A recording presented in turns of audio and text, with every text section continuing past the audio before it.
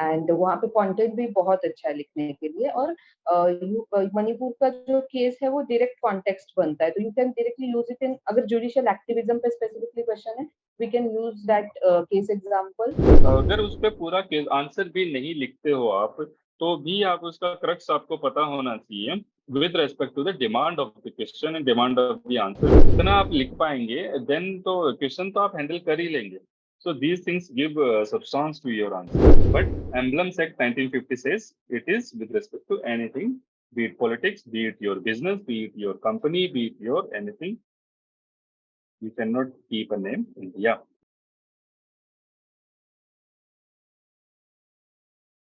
सबसे पहले बता दें, अगर आप Sardar Patel student support programme join करना चाहते हैं तो इसमें 3 प्रोग्राम चलाए जा रहे हैं। पहला प्रोग्राम उन्नयन है, जिसमें प्री से लेकर मेंस तक आपकी तैयारी कराई जाएगी, उन्नयन प्रोग्राम।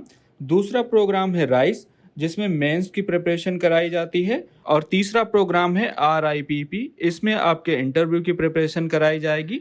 और ये सभी प्रोग्राम पूरी तरह से फ्री हैं, आप इनको ज्वाइन कर सकते हैं। ज्वाइन करने के लिए इस व्हाट्सएप नंबर पे आपको ये डिटेल भेजनी होगी। Hello friends and viewers. Now I welcome you to the session of this answer writing discussion and how to deal with the particular subjects, be it GS2, GS4, GS1 or essays also. So now in this session we are taking taking the GS2 syllabus. That will be topic wise. So let's pick one or two question जिसमें हम diagram बना सकते हैं. Okay. For example, this question number 10. Examine the scope of fundamental rights in the light of latest judgment of Supreme Court on right to privacy 2017 का question है ये। Scope of fundamental rights.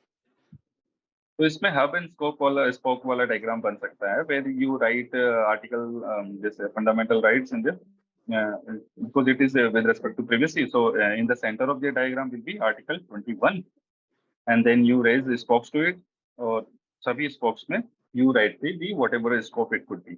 So scope of Article 21 किस में आएगा? In everything, be it a health, be it education, be it आपका residence और be it anything. तो उसमें आप इसको spokes बना के उसका scope दिखा सकते हैं. So these are two words, don't get confused.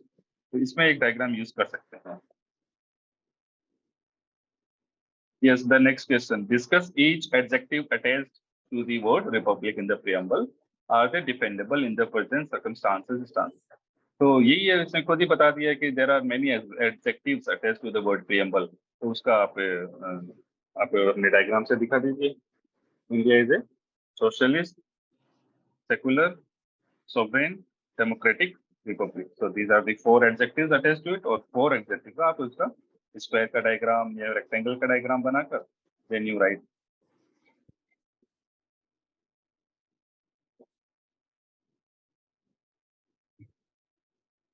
So discuss the possible factors that inhibit India from enacting for its citizen a uniform civil code as provided for in the article principles in the directive principles of state policy.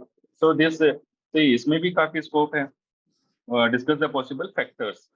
तो factors का बना के one word के आप उसमें diagram बनाकर उसको लिख सकते हैं these are the factors and then you explain those factors later on. Sir इस पॉलिटी में सेपरेशन ऑफ पावर वाले टॉपिक में if we see the 5th question, separation of power वाले टॉपिक में Separation of power, 5th topic. Okay, fifth go ahead. question, it is asking discuss the desirability of representation of women in higher judiciary. So we can make a pie chart just where we show that in out of these many judges, only these many judges are female. So you can show how badly women are represented in the higher judiciary.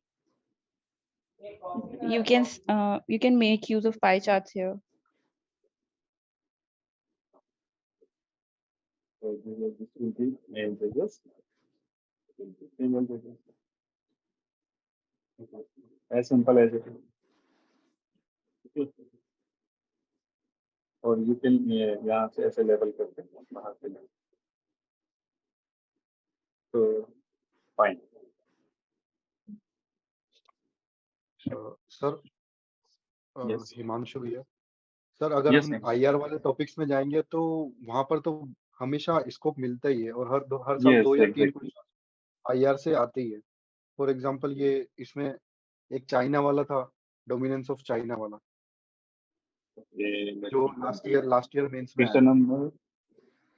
IR में होगा sir first second number वाला। Okay, so first is Wednesday. Sir BIMSTEC में भी बन सकता है। ये I2U2 वाला Hmm. जो मैंने अटेम्प्ट किया था पिछले Yes. साल मेंस में, तो इसमें Uh-huh. मैंने सर इंडिया, इजराइल और यूएसए और यूएई का जो मैप था उसको शो कर दिया, और आसपास में जो एनर्जी सिक्योरिटी वाले जो पॉइंट्स थे, अफ्रीका से कनेक्टिविटी था, उन सबको हाईलाइट कर दिया। तो उसमें सर वैल्यू एडिशन हो जाता है। Okay, good. See और again, एक this is a very good thing. Just to continue the point of Himanshu. तो अब ये जैसे IR is a big factor, उसमें वर्ल्ड का डायग्राम बनाना, एंड देन अभी जैसे चारों को अगर 4 कंट्री को शो करना, तो इसका मतलब ये तो नहीं सिर्फ 4 कंट्री बना दी है to make the world map. तो this should be very handy to you. अभी से प्रैक्टिस करो, because it will be useful to you in geography also. ठीक है, आपको ज्योग्राफी में भी काम आएगा ये मैप जो है, क्योंकि ज्योग्राफी में क्या ओशन करंट्स हैं, और क्या है ज्योग्राफी में जिसमें ये डायग्राम काम आता है।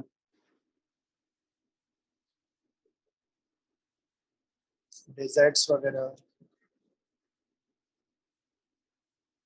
एयर मासेस हैं और सर currents GS1 वगैरह। में तो ऑलमोस्ट हर क्वेश्चन होता है जहाँ पे आप डायग्राम डाल सकते हो, कितना भी छोटा सा डायग्राम डालो वो अप्रिशिएट करते हैं।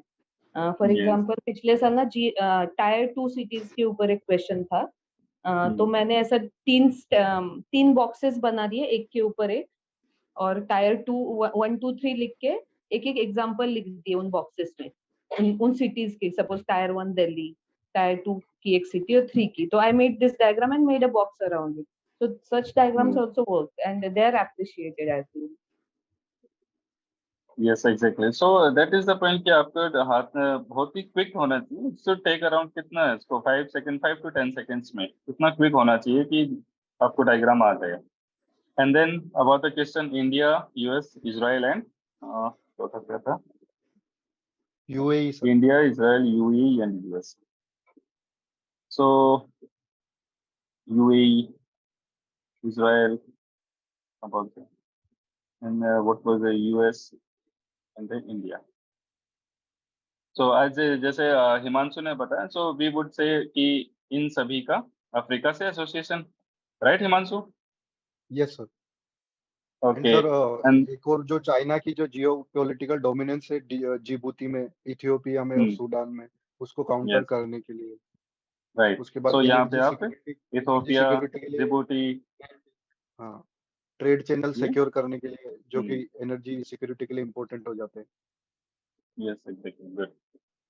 ठीक है, और फिर आप यहाँ पे इंडो पैसिफिक, तो इट इज ऑलवेज देयर, तो इंडो यस सर। पैसिफिक को तो हाईलाइट करके आप लिख ही दीजिए। एंड सर अगर डायग्राम की जरूरत नहीं भी हो तो जो इंटरनेशनल रिलेशंस के या डिप्लोमेसी के क्वेश्चंस होते हैं, तो उनमें आजकल जो टर्म्स है जियो पॉलिटिक्स, ये ज्यादा इंपॉर्टेंट हो जाता है। तो अगर हम डायग्राम बना के जियो पॉलिटिकल पॉइंट ऑफ व्यू समझाएंगे तो उसका ज्यादा इम्पैक्ट भी हो सकता है। जैसे कि 2 साल पहले क्वेश्चन आया था चाइना का, जो यूएस का एग्जिस्टेंशियल थ्रेट था कुछ, सर 2021 में क्वेश्चन था। The USA is facing existential threat in the form of China, much more challenging than erstwhile Soviet Union. तो सर उसमें चाइना का मैप बना के उसके जो सारे डिस्प्यूट्स है आसपास की कंट्री के साथ। यस, सो आईआर पे तो आप समझ ही जाएंगे बहुत जल्दी कि कैसे डायग्राम बनाना है, कौन सा बनाना है। ओनली थिंग इज दैट कि आप उसमें बहुत ज्यादा टाइम वेस्ट ना करें। For example this question, do you think that BIMSTEC is a parallel organisation like the SAARC? What are the similarities and dissimilarities between the two? तो सिमिलरिटीज एंड डिससिमिलरिटीज बताना है तो through the diagram.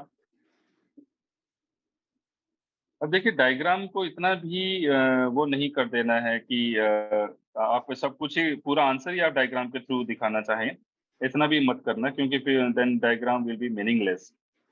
So with respect to BIMSTEC and SAARC, I would say that what is the main characteristic of these two? one is based on geo-economics and one is based on geopolitics. तो आप diagram में दिखाकर this portion, इसको आप सिर्फ इतना ही दो main characteristic, जैसे आफ्टर शोइंग द कंट्रीज, उसके बाद में आप उसके दो मेन पोर्शन वही दिखाना है आपको कि ये this area will be almost, this area will be SAARC, मतलब आपके वेस्ट साइड में सार्क आएगा, and then geopolitics, and eastern portion will be BIMSTEC, geoeconomics. बस क्लीन डायग्राम रखना है ताकि मीनिंगफुल रहे, otherwise there are lot many points which should not be shown through the diagram itself, otherwise diagram meaningless हो जाए।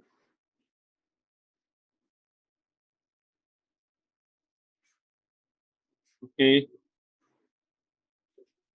so I hope you have got the essence of the talking which we are doing with respect to diagram। अच्छा, कुछ इसमें food processing industry है, तो food processing industry पे तो question हमेशा ही आता है, उसमें तो डायग्राम बनाना ही बनाना है, and that is very interesting. सभी जानते हैं, सिर्फ इसमें से पीछे बैकवर्ड लिंकेज होता है, एंड देन बीच में supply chain, logistics, and then forward linkage. तो ये फ्लो में आप डायग्राम बनाइए, सर्कल में बनाइए, आप पे है, एंड देन उसके कैरेक्टरिस्टिक्स, सप्लाई चेन में क्या क्या चाहिए होगा, लॉजिस्टिक्स चाहिए आपको, बैकवर्ड लिंकेज में क्या क्या चाहिए, हॉर्टिकल्चर, एग्रीकल्चर, फार्म इंश्योरेंस, या फिर फार्म के लिए कॉन्ट्रैक्ट, राइट। अभी कोल्ड स्टोरेज, सप्लाई चेन में क्या चाहिए, कोल्ड स्टोरेज, ठीक है। फॉरवर्ड लिंकेज में क्या चाहिए, we should have some mega food parks ना, ये सारा का सारा रॉ मटेरियल कहाँ जाएगा, मेगा फूड पार्क्स में। वन डिस्ट्रिक्ट वन प्रोडक्ट, और prime minister scheme of formalisation of micro enterprise, formalisation of food enterprise, something like that. ये इसमें आप तो फूड प्रोसेसिंग का तो आप बहुत अच्छे से डायग्राम तैयार कर ही लीजिए, हर बार फूड प्रोसेसिंग इंडस्ट्रीज पे क्वेश्चन आता ही है।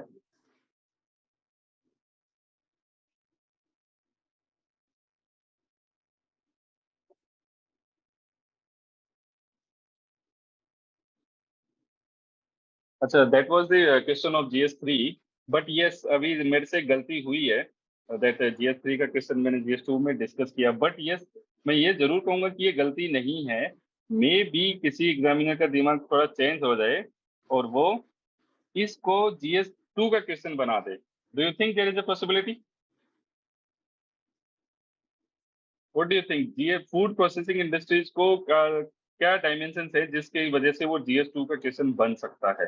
क्योंकि ऐसा हुआ है 21, 22 और 20 एग्जाम में ऐसा हुआ है कि क्वेश्चंस पेपर में स्विच कर गए हैं, and you can not blame anyone, आपको आंसर लिखना ही है।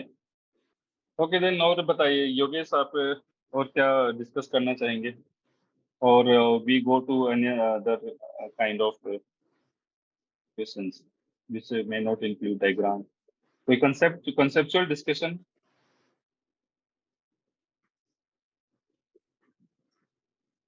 सर ये जो UDHR वाले जो आर्टिकल्स हैं सर, वो याद करने का कुछ फायदा है क्या?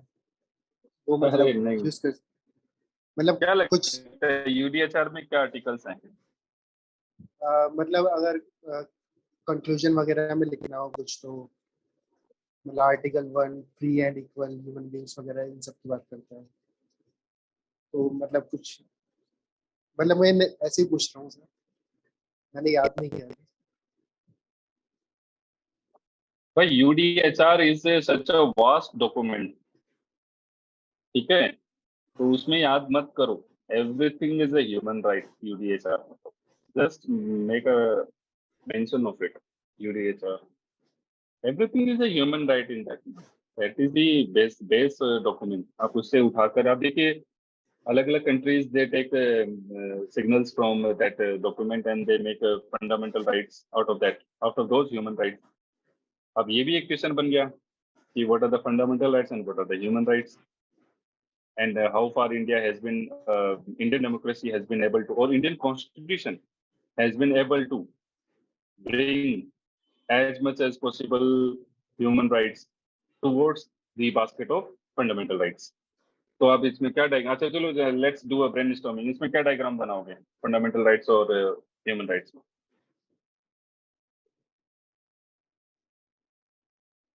Sir Venn diagram, mentors Venn diagram वगैरह बना सकते हैं, क्या क्या कॉमन है, कौन कौन से राइट्स दोनों में इंक्लूडेड है। सर मैं बोल रहा था कि वेन डायग्राम बना सकते हैं। Mentors please.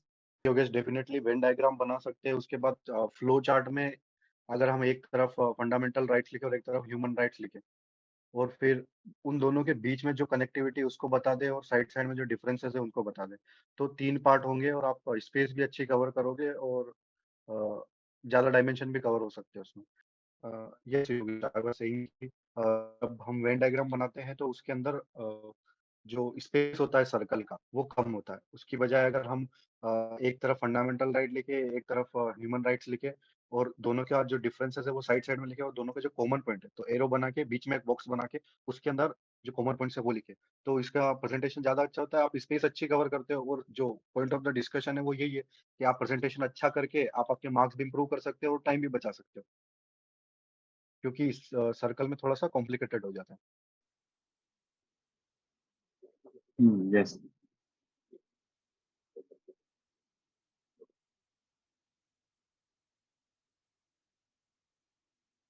ओके, तो आप UDHR इज, तो उसमें से आप सिर्फ उसका मेंशन करके कुछ भी लिख लीजिए। और sir Ranveer, would you like अगर टू हम take forward the discussion?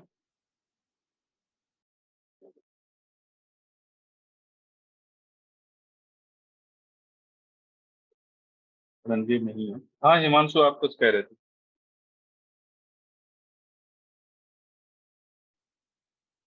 Sir वो मैं एक क्वेश्चन डिस्कस कर रहा था कि डिफरेंसेस बिटवीन फंडामेंटल राइट और ह्यूमन राइट्स में, तो जब भी अगर ह्यूमन राइट की बात आती है तो हम आर्टिकल 21 को कोट करके और सुप्रीम कोर्ट के जो जजमेंट है various, for example right to education वाला, प्राइवेसी वाला, तो अगर हम UDHR 1 और सुप्रीम कोर्ट को ही कोट करें तो हम बहुत ज्यादा डायमेंशन कवर कर सकते हैं स्पेसिफिक आर्टिकल कोट करने की बजाय UDHR के। यस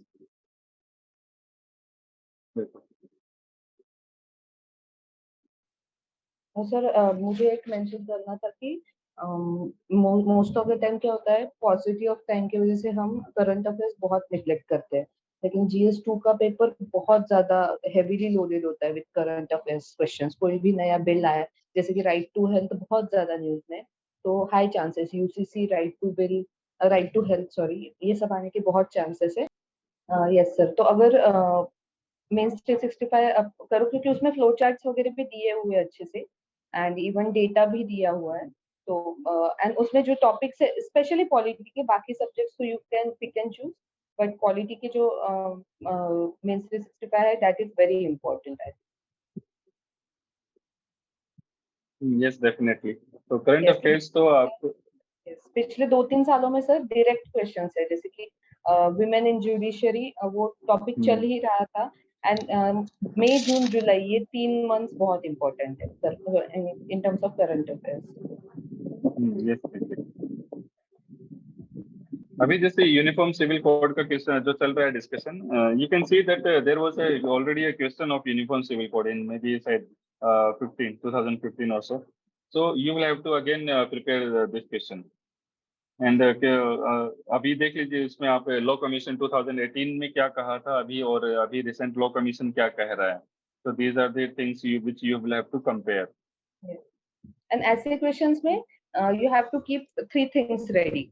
एक तो articles, दूसरा एनी कमीशन और कमिटी जो उस टॉपिक पे बैठी गई है, एंड सुप्रीम कोर्ट जजमेंट, कोई भी एक, क्योंकि एक यूसीसी पे 2-3 जजमेंट्स है, सेम सेक्स मैरिज पे 2-3 अगर हो जाए, होमोसेक्सुअलिटी एक ही कोई नवदीप सिंह जौहर रख लिए, तो वो आप मतलब ऐसे प्रिपेयर करिए, क्योंकि होता है कि जीएस नहीं आता है, तो हर टॉपिक के लिए एक एक कमिटी, एक एक जजमेंट ये रेडी रखिए, because that adds a lot of value.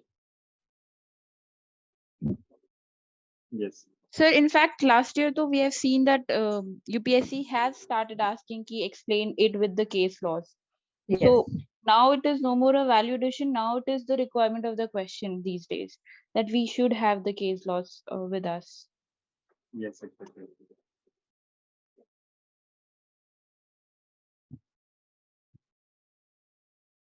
And I am also expecting a question with respect to executive versus judiciary, क्योंकि अभी काफी judiciary का issue आ रहा है in the front light. से जब से चंद्रचूड़ जो है वो CJI बने हैं, so he is very vocal about the role of separation of power. तो जुडिशरी को कितना पावर है, एग्जीक्यूटिव्स को क्या पावर है, एंड इवन आप देख रहे होंगे पिछले कुछ दिनों से he is asking his own जजेस to restrain themselves from entering into the field of executives. One thing that, and the second thing, Manipur का जो इंसिडेंट हुआ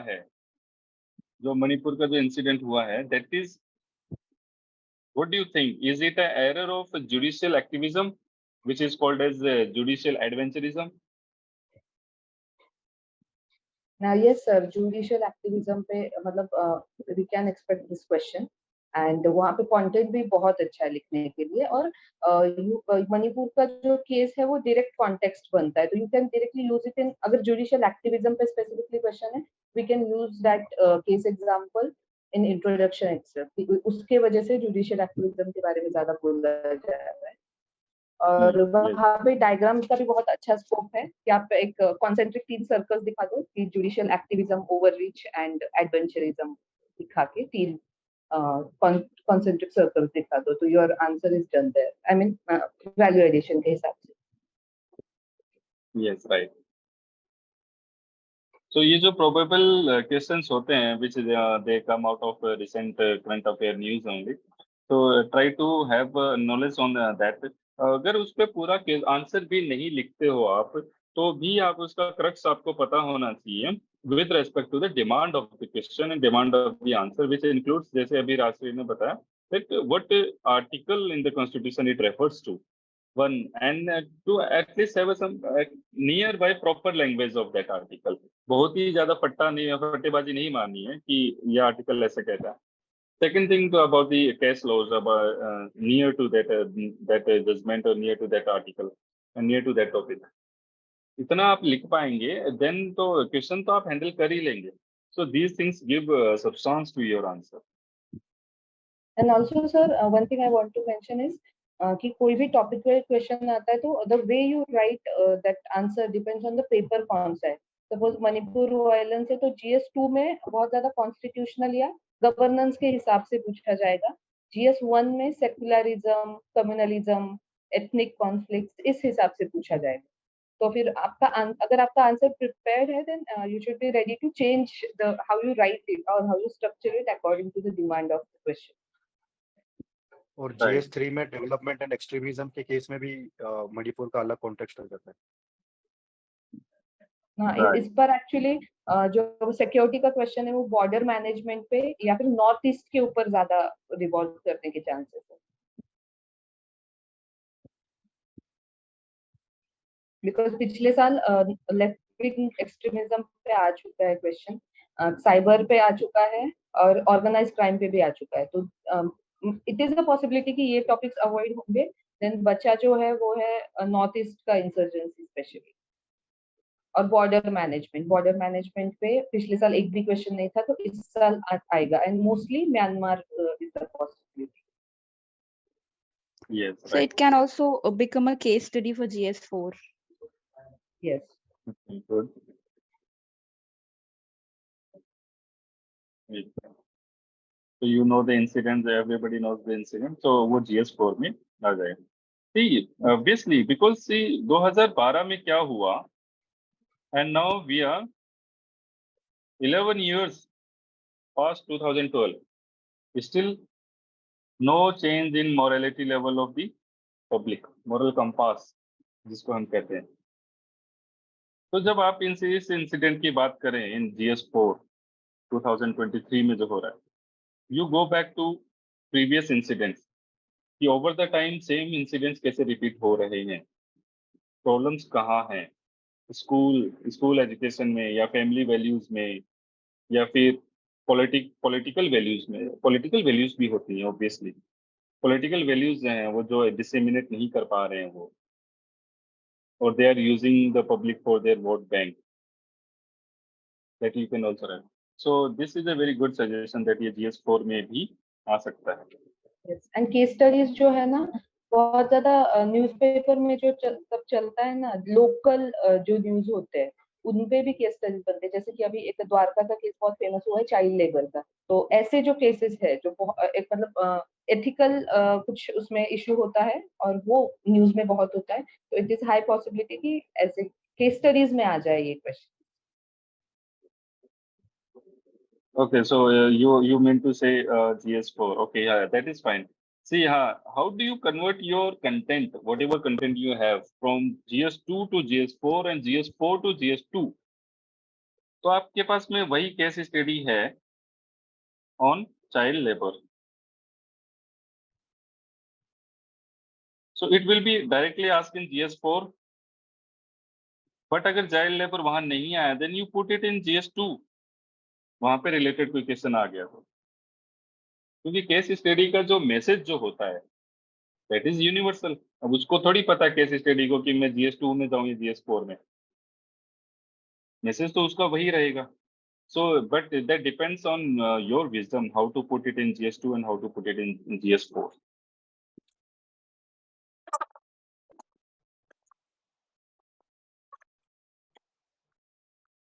Yes, about one more question, disqualification. आपको पता है राहुल गांधी का डिस्क्वालिफिकेशन हो गया है of MP and MLA. So this is a very interesting thing, disqualification. So just a overview, disqualification are done in two ways. One is through ECI by president, and one is through speaker, public chairman. मैंने पिछले 5 exam में ये देखा है GS2 के paper में that there are some static question as well, 2-3, in which you have to just write the plain language of the constitution. Static question आता है. So in that aspect, disqualification में static, you have to read the article. I'm not aware of this article number, but you have to read the article number, and this is I think 105 and 194.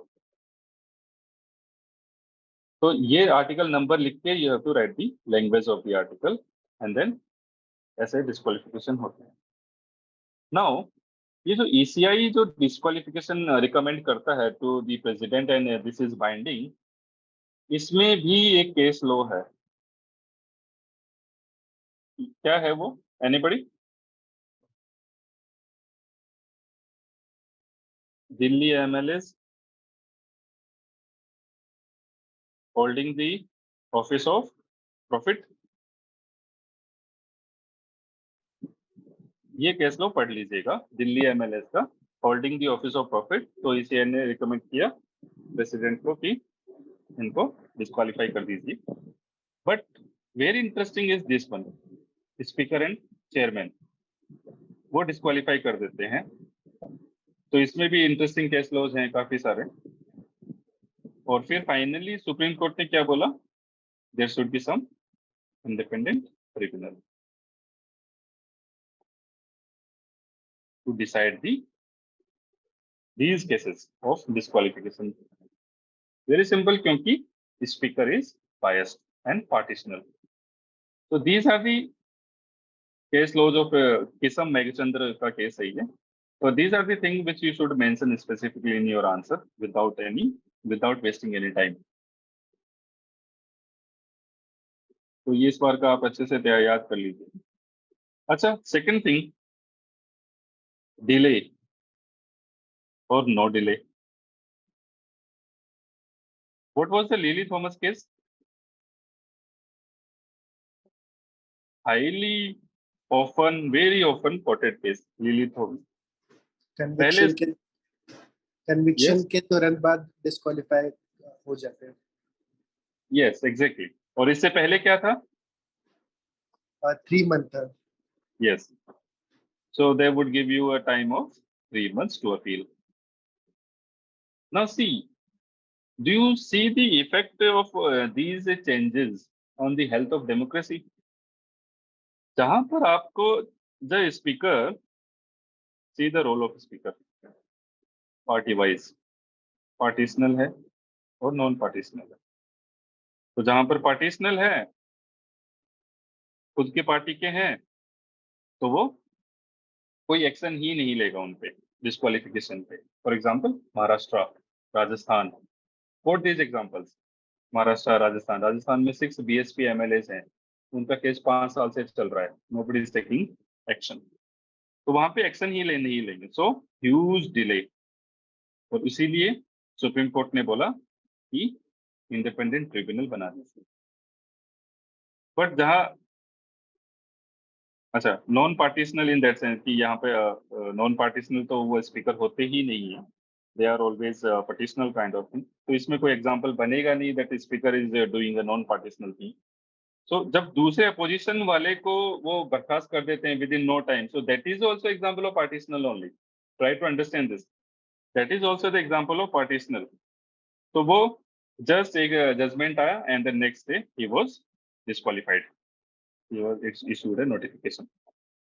तो इसमें फर्क पड़ता है क्या in the health of democracy पे?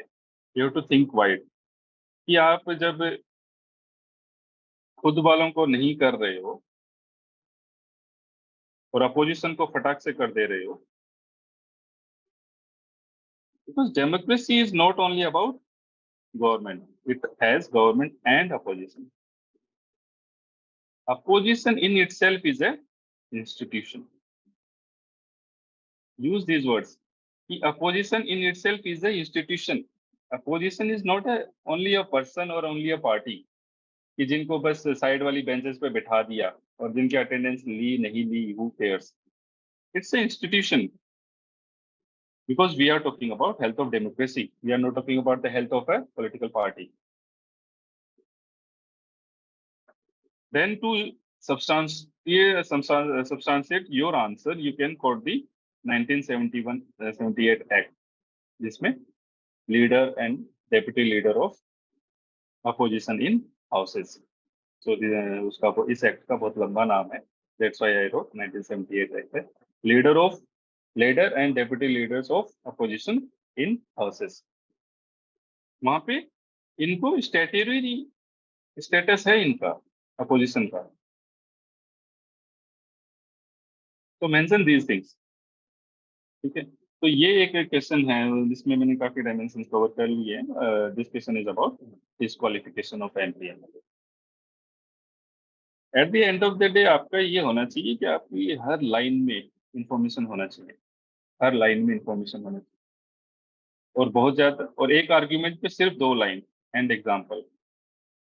2 lines are more than enough to convey the information, convey the message. And if this example will speak louder than your 2, 3, 4, 5 lines. The example will speak much louder than what you want. Okay. और कोई अभी Sir, और it's also important.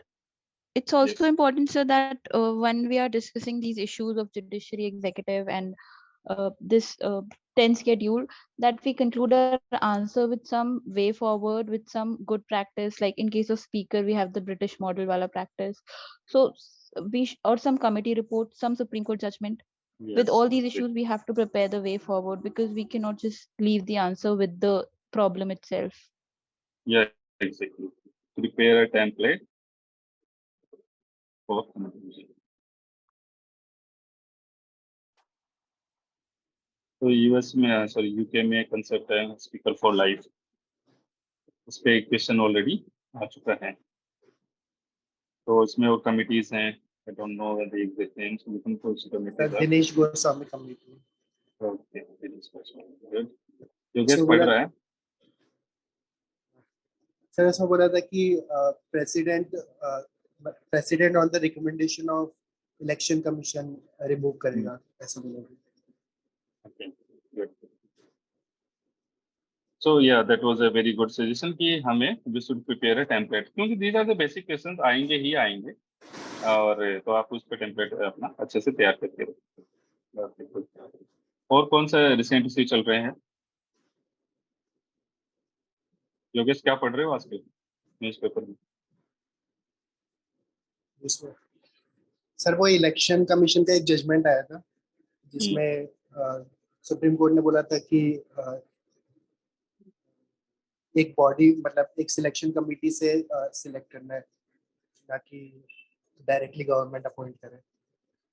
Yes exactly. So आप इसको और wide कर दीजिए, about the appointment of permanent executives, क्योंकि it pertains to the appointment of ED also, appointment of permanent executives.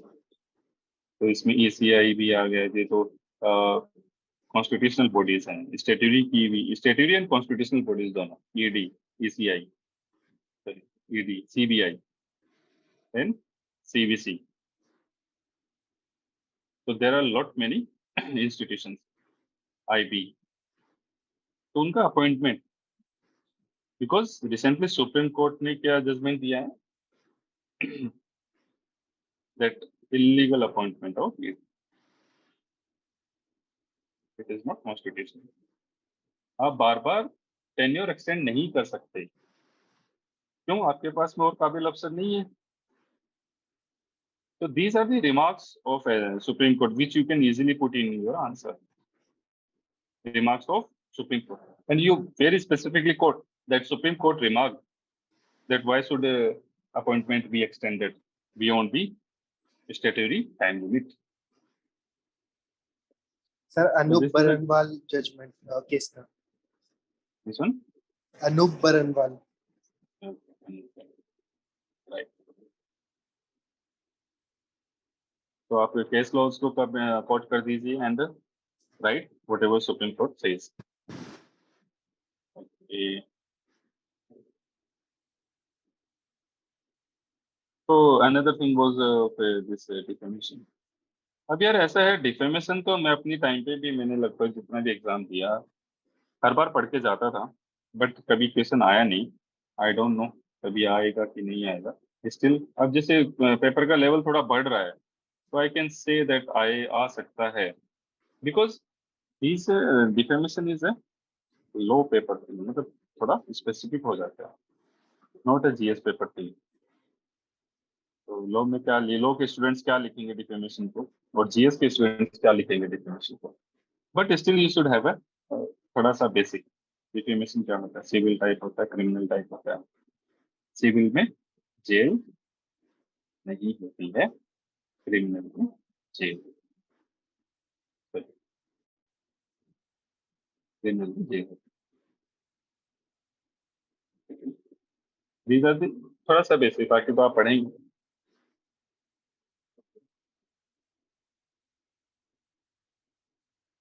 और डिफेमेशन के साथ में ही कंफ्यूज नहीं करना है कंटेम्प्ट ऑफ कोर्ट।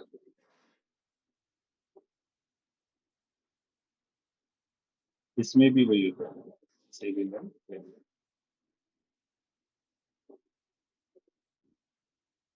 इसमें भी जेल नहीं होता है, और इसमें जेल हो सकती है। तो ये दोनों टॉपिक भी आप defamation and contempt of court भी पढ़ लें।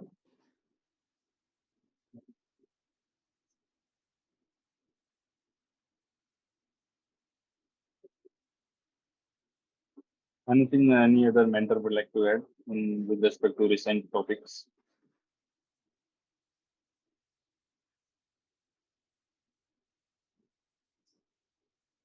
ये स्क्रीन पे तो ये कंटेंट सही दिख रहा है?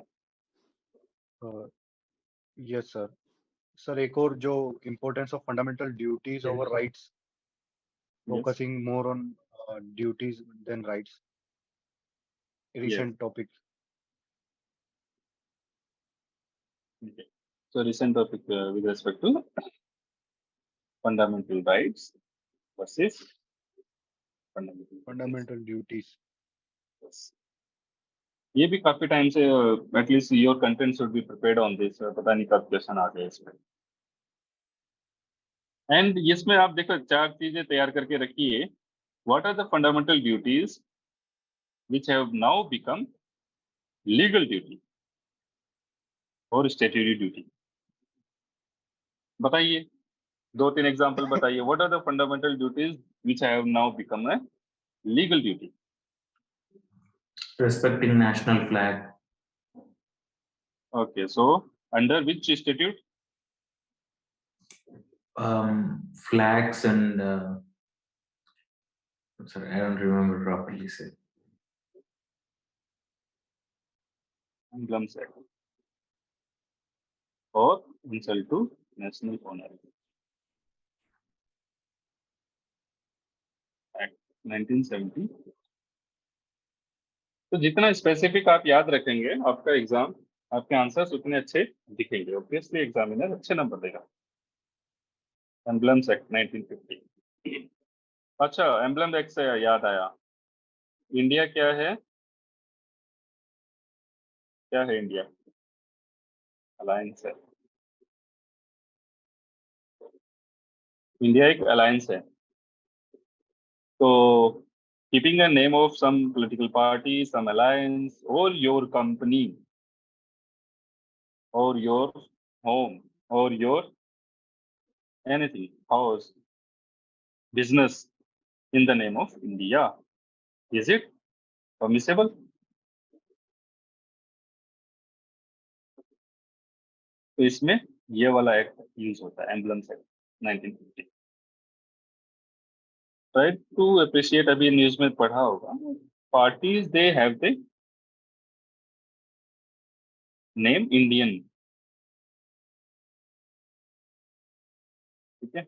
अच्छा, इसमें एक इंटरेस्टिंग कैसे, कैन यू हियर मी ना? मेरा नेटवर्क सही है ना? yes, sir. ओके। तो इसमें एक इंटरेस्टिंग केस और है। नो सिर्फ ये तो एंगल पॉलिटिक्स का हो गया,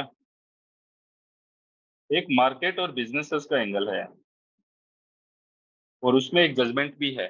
आप गूगल पे देखिएगा, नेशनल स्टॉक एक्सचेंज। क्या हुआ कि BSE this is the oldest exchange of Asia.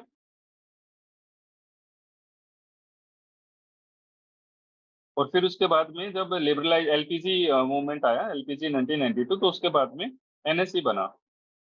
ठीक है।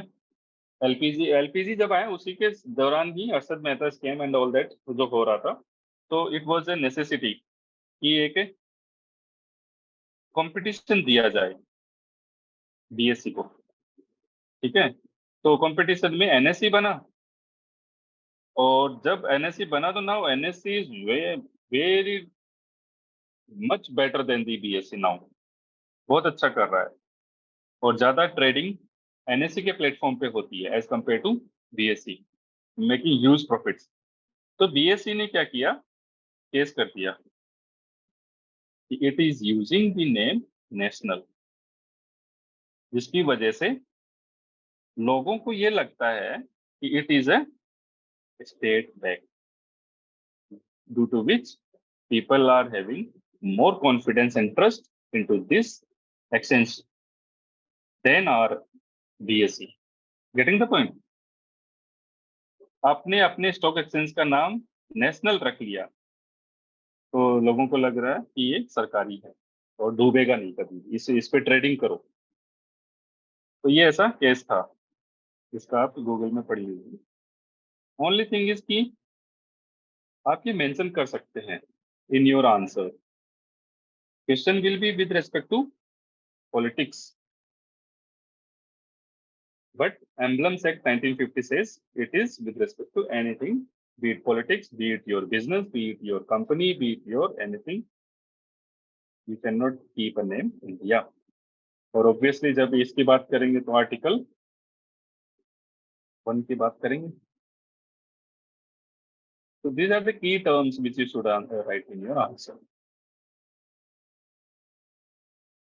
ये तो मेरे को अचानक जैसे एनएससी और बीएससी का केस याद आ गया था, which you can quote to broaden the horizon of your answer. ठीक है. सर ये कुछ डॉक्ट्रिन्स वगैरह, डॉक्ट्रिन्स ऑफ कलरेबल लेजिस्लेशन वगैरह, ये सब मतलब पढ़ना है क्या? ये सब है अपने सिलेबस वगैरह में, मिथ एंड सब्सटेंस वगैरह?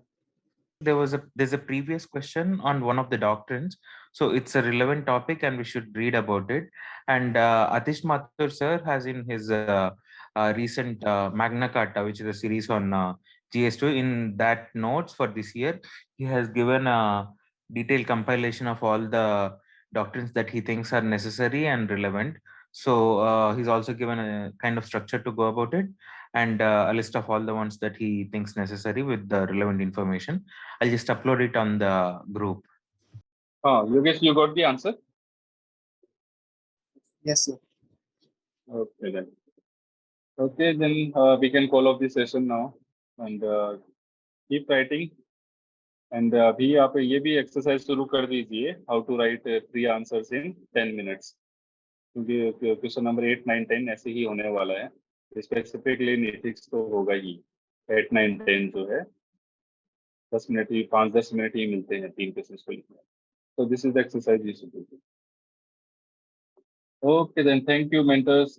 Thank you very much everyone. We shall meet next week. GS3 का आंसर शेयर कर सकते हैं क्या हम नेक्स्ट उसमें नेक्स्ट सेशन? हाँ, okay, no problem. Like GS3 का you have to discuss all PYQs for full 1 hour or थोड़ा सा discussion. What do you say? Okay sir, we can do it. Sir last 2 session, इससे पहले जो 2 session थे वो GS2 GS3 के PYQs discuss हुए थे सर उसमें. वही GS3 का discuss